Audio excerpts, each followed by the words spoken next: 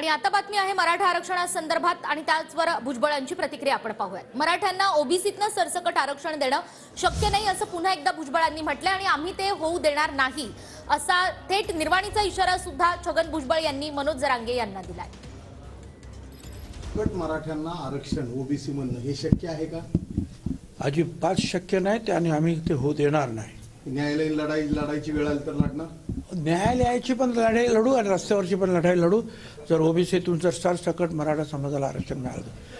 आणि पंढरपूरमध्ये आज छगन भुजबळ यांची ओबीसी एल्गार परिषद होणार आहे। भुजबळांना चपलांचा हार घालण्याचा इशारा मराठा संघटनांकडून देण्यात आलाय आणि मराठा संघटनेनं हा इशारा दिल्यानंतर आता छगन भुजबळ यांच्या सुरक्षेमध्ये आणखी वाढ करण्यात आली आहे। दरम्यान चप्पल फेकली तर स्वागतच करणार असं भुजबळ यांनी म्हटलेलं आहे। पंढरपूरमध्ये आज ही परिषद होतीये।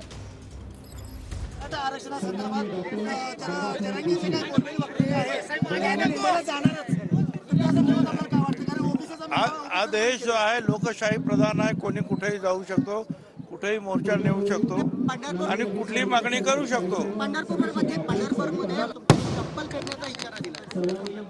हरकत नाही, मी त्याचं स्वागत करेन। तर पंढरपूरमध्ये आपण पाहतोय आज पुन्हा एकदा ओबीसी एल्गार परिषदेचं आयोजन करण्यात आलेलं आहे।